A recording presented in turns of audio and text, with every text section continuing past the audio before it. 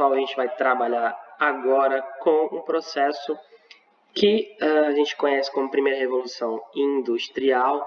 Na última aula a gente deu uma introdução e vai aprofundar aqui o que teria sido esse momento, esse evento, este processo, depende muito da perspectiva como nós tomamos, que vai ao mesmo tempo ter consequências ambientais, como a gente vê aí na chaminé, e consequências sociais. A gente vê o trabalho infantil fortemente utilizado naquele contexto, né? Então a gente vai dividir a aula em dois momentos. Esse primeiro trata exatamente da primeira revolução industrial e o segundo trata da segunda revolução industrial. Então, antes de começar, a gente vai ver o trecho da abertura dos Jogos Olímpicos de Londres, tendo em vista que a revolução industrial teve um papel importante naquele evento, na abertura da Olimpíada de 2012. Bem, como vocês viram aí o vídeo anteriormente, né, a revolução industrial é parte do processo de construção da identidade do Estado inglês, né, nos últimos 2, 3 séculos, né? Mas esse processo ele tem características específicas, né? Vamos tentar ver como é que ele se organizou. Então, uma das primeiras características dele é exatamente a questão da produção em larga escala, né? Então, a produção até um período específico era baseada na produção em pequena escala, na produção de poucos objetos. Então, a Revolução Industrial traz a ampla produção, a produção em massa de objetos de consumo, basicamente, né?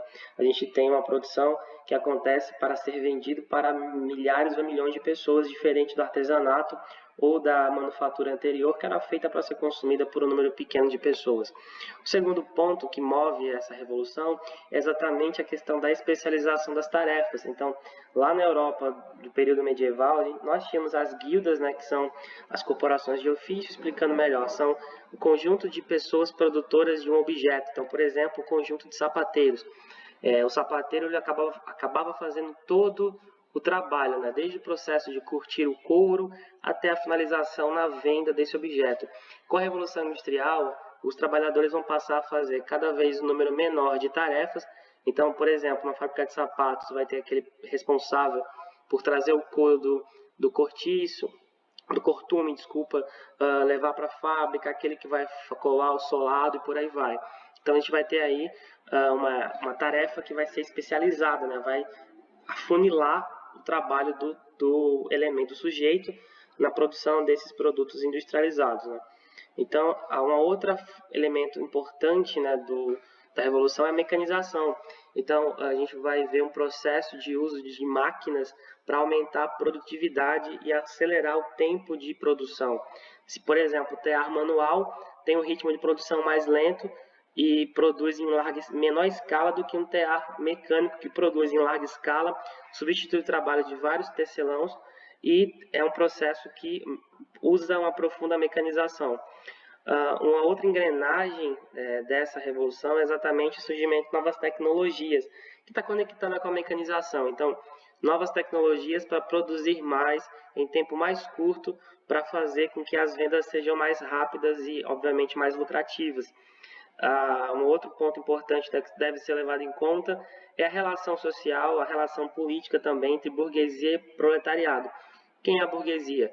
É basicamente o que a gente conhece como classe média, né? É basicamente aquele grupo social que vai construir fábricas, que vai investir o dinheiro e explorar esse grupo menor que é o proletariado, que inicialmente, geralmente, era um grupo de pessoas que veio do campo para as cidades, passou a fazer parte do mundo urbano e se tornou a mão de obra exatamente dessas novas indústrias, dessa nova forma de economia que surgiu aí por volta do final do século XVIII, século XVII, desculpa, e a lógica desse sistema todo, né, que ajuda a engrenagem a funcionar, é o capitalismo industrial, que é a característica de toda essa engrenagem bem construída, né, da Revolução Industrial, que é o formato do sistema, né, o sistema que rege a Revolução Industrial, o capitalismo industrial. Então, essas paisagens bonitas que a gente vê da Inglaterra, né, até o século XVIII por aí, era um país rural, como a gente viu inclusive no vídeo sobre a abertura, e que pouco a pouco essa paisagem vai ser substituída, um local de pequenas propriedades, né, por um processo longo onde a burguesia vai começar a se apropriar dos espaços. Então, esse tal do pioneirismo inglês, ou seja, por que a Inglaterra foi o primeiro país a passar por esse processo? Então, a bandeira da União Jack, né, que é a união das unidades que fazem parte do chamado Reino Unido, né? Então a gente tem a localização do Reino Unido, né? A Inglaterra é uma parte desse conjunto, acaba sendo quase que sinônimo, mas a gente tem naquele contexto uma burguesia crescente e poderosa. A gente já viu aqui a fala sobre essa burguesia, Revolução Francesa e outros processos históricos na Europa, onde esse grupo social vai se tornar muito poderoso e vai aumentar o seu prestígio e a sua influência política e, obviamente, econômica. Isso está totalmente entrelaçado.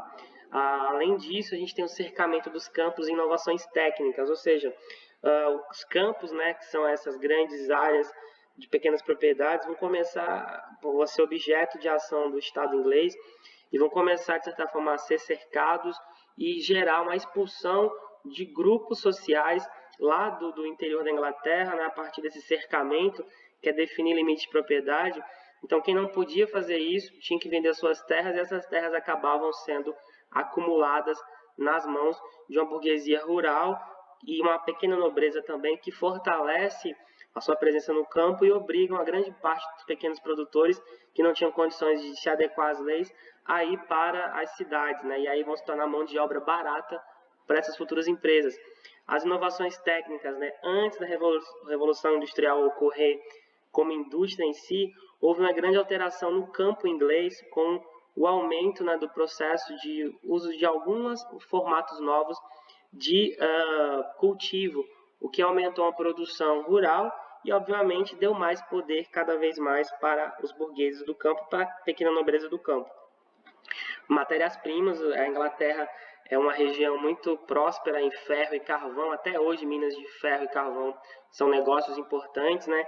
E exatamente esses elementos são centrais para a Revolução Industrial. Então as máquinas, por exemplo, são feitas de ferro fundido, e o carvão é o combustível base da primeira fase da Revolução Industrial. Então a gente tem aí condições importantes, né, e elementos importantes, matérias-primas que são chaves para entender o porquê a Inglaterra é pioneira. A Inglaterra tinha uma grande tradição artesanal, né, de várias corporações de ofício, especialmente do mundo têxtil. Para quem não sabe o que é têxtil, é a produção de tecido, e exatamente essa mão de obra que já trabalhava nesses pequenas lojas e corporações é que vão ser os primeiros grandes trabalhadores desse processo de mudança do mundo do trabalho que começa na Inglaterra. E por fim, tudo isso gera o crescimento das cidades, né? Então, no lugar desses campos verdes, a gente vai ter aí o crescimento do mundo urbano, das cidades, que vão paulatinamente se tornar o centro da vida econômica, política, cultural e social, no caso aqui da Inglaterra e depois de outros países.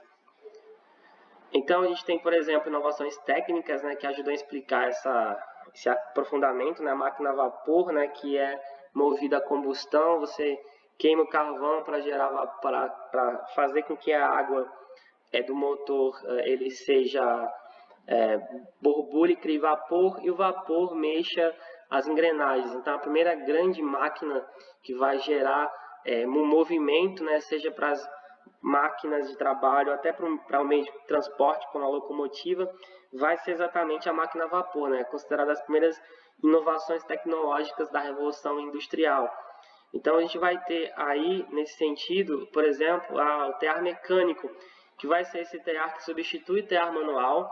A gente tem aí uma manivela grande. Então, os primeiros teares mecânicos da história ainda têm uma força humana, mas ele já produz em maior escala do que aquele tear pequeno manual. Então, essas inovações ajudam a aumentar a quantidade, ajudam a aumentar o tempo acelerar o tempo de produção, ou seja, você produz menos tempo e, obviamente, facilitam o transporte das mercadorias. Então, a gente tem aí todo um processo de mudança tecnológica muito profunda, né? Então, a gente tem, por exemplo, aí um modelo de um tear mecânico mais robusto e, obviamente, mais complexo, que basicamente trabalha apenas sozinho, você apertando o botão, programando a máquina, e essa máquina trabalha por basicamente até a energia acabar ou até alguém desligar ela. Então, esse objeto substituiu o trabalho de dezenas de pessoas, né, e obviamente causou as primeiras grandes mudanças nas relações de trabalho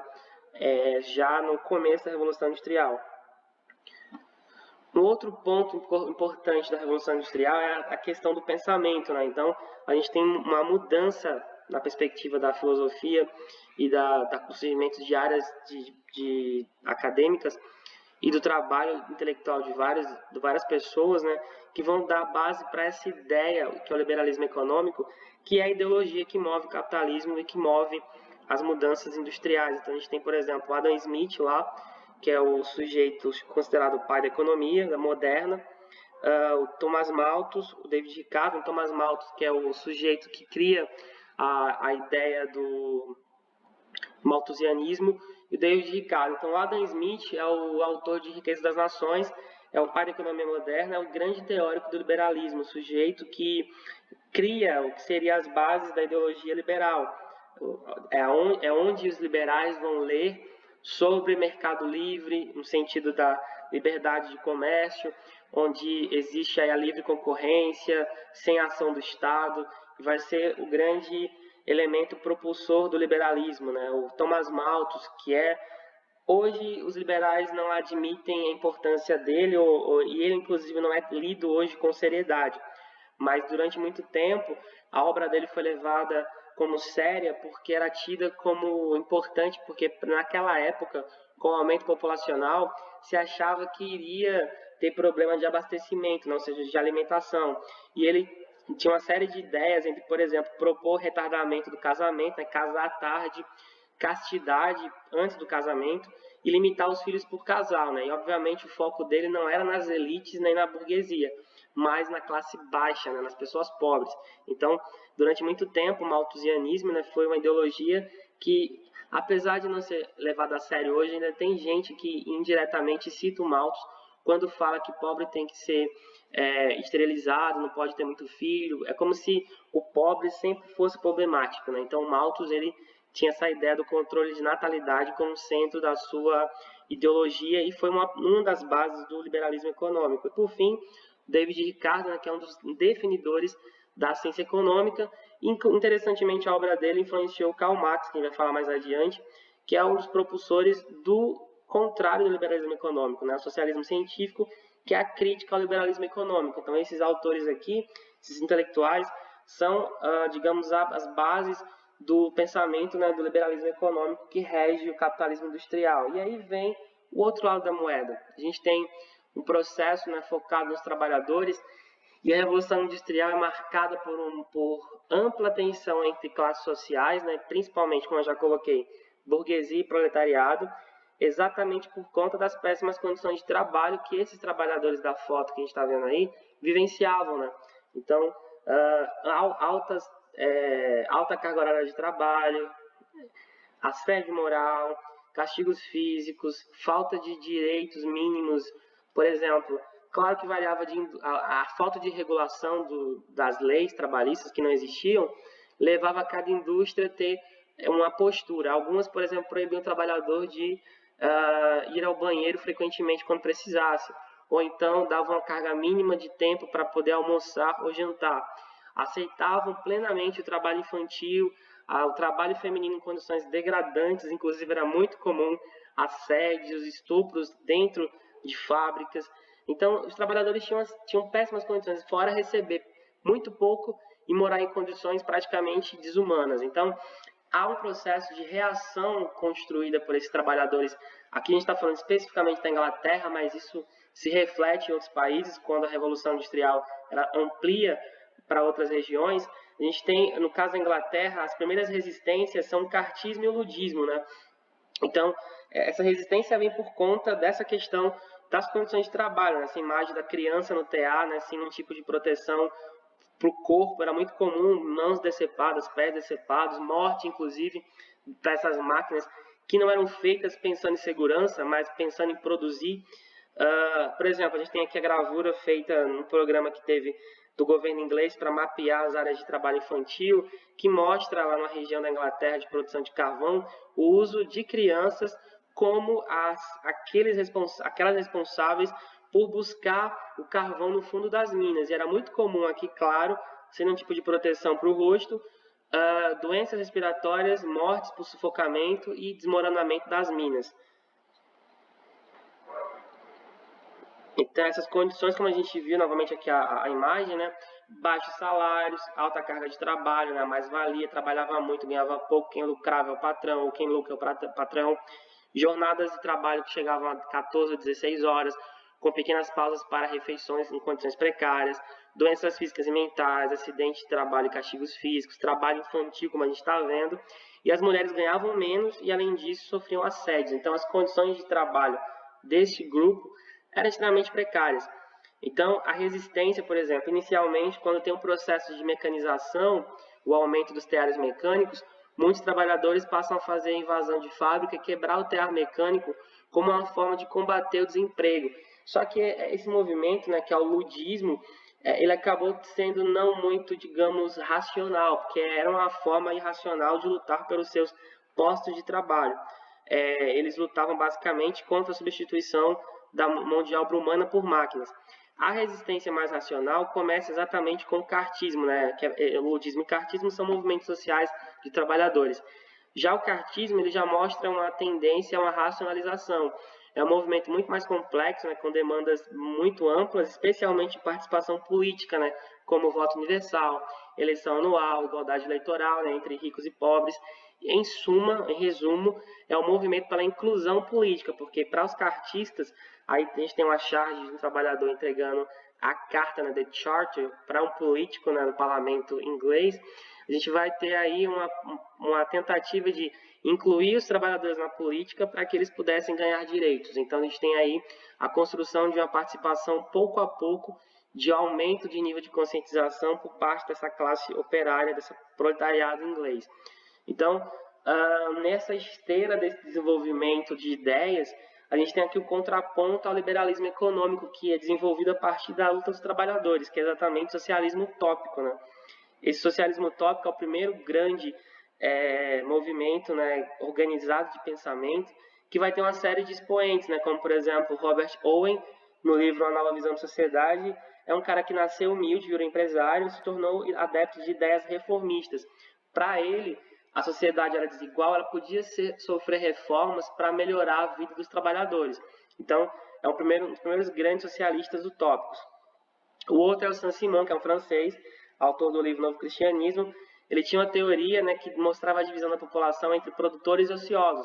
Geralmente os produtores eram as classes baixas e os ociosos os ricos que ganhavam em cima desses produtores.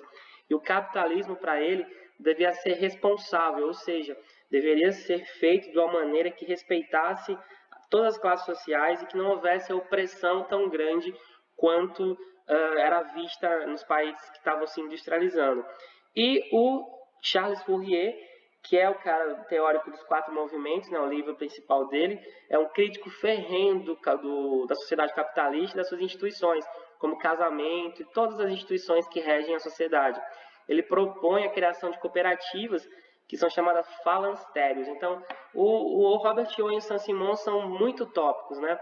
Eles têm uma visão até romântica da luta social. Para eles, a sociedade poderia mudar a partir do convencimento, do diálogo, a partir da questão da busca de minimizar diferenças. Já o Charles Fourier, apesar de não existir a utopia, né, o falancério, que é uma espécie de cooperativa onde todo mundo trabalhava em prol de todo mundo, já é um sujeito que já é mais racional. Então, mas todos os três são utópicos porque pensam a sociedade construída a partir de uma visão idealizada, né? Não existe na ideia deles que a sociedade muda com confronto, algo que vai vir depois, exatamente na perspectiva do que a gente chama de socialismo científico, né?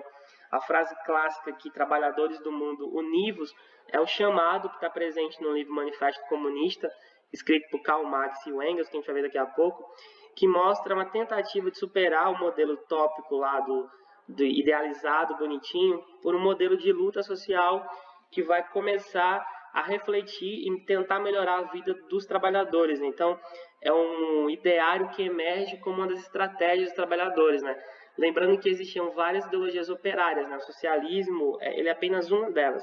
A gente tem sindicalismo, anarquismo, uma série de outras que acabaram hoje não tendo mais espaço, mas que mostram uma diversidade de formas de luta que os trabalhadores acabam usando para exatamente melhorar a sua vida.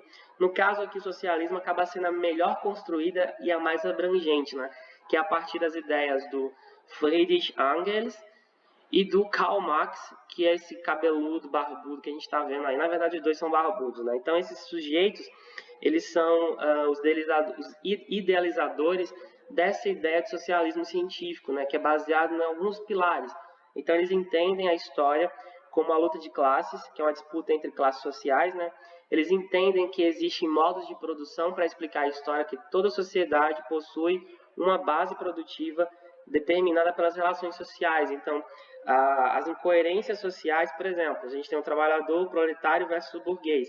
Então, a relação burguês-operário, no caso, é que determina a base da produção. Então, quanto mais o burguês oprime e abusa, né, do caso dos operários, mais dinheiro ele tem. Então, quanto mais ele oprime, mais ele bota a rédea, paga menos, bota péssimas condições, ele vai ter mais dinheiro. Então, dessa relação aí de exploração entre o burguês e o proletário é que vem a base produtiva, né? O capitalismo, ou seja, em suma, o capitalismo só existe por conta da exploração dos operários. Eles estão dizendo isso. Isso serve para explicar várias sociedades ao longo da história.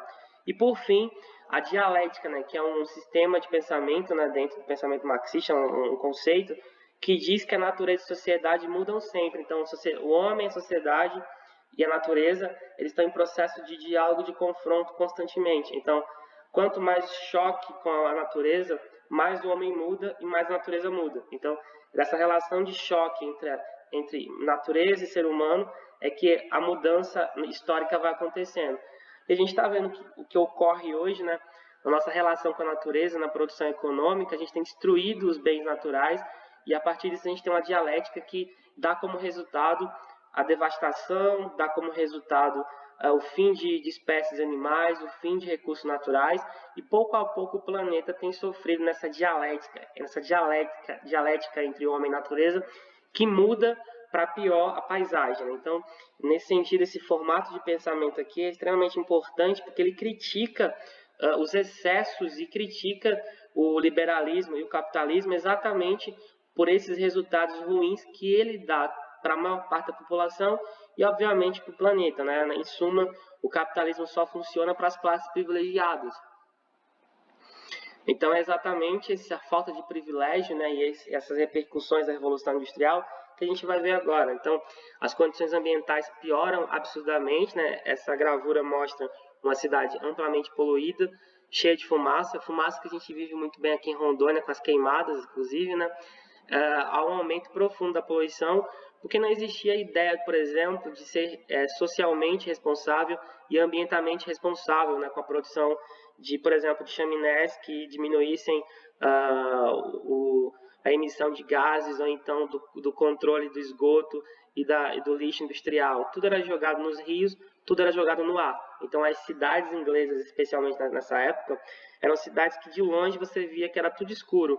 A poluição em cima das casas, em cima das indústrias e, claro, das pessoas. A gente tem um amplo consumo de matéria-prima, né? Por exemplo, carvão inglês praticamente consumido em grande escala. As florestas inglesas são derrubadas para a produção de produtos e para consumo também como carvão vegetal. Então, as cidades não tinham nenhuma condição básica, elas cresceram absurdamente, absorveram muita gente e não tinham a estrutura para aguentar essa população nova que chegava e aumentava cada dia mais. Então, houve um desenvolvimento muito grande que cobra um preço muito alto até hoje. O mundo sofre muito profundamente com a poluição que vem dessas indústrias até hoje, que vem desse processo todo que a gente conhece como Revolução Industrial. A gente tem, por exemplo, aqui subúrbios apinhados de gente, nós temos cidades, essas são imagens, são fotos, né, no caso, essa daqui é outra gravura. Então a gente tem um processo muito complexo desse mundo industrial que emerge a partir de então.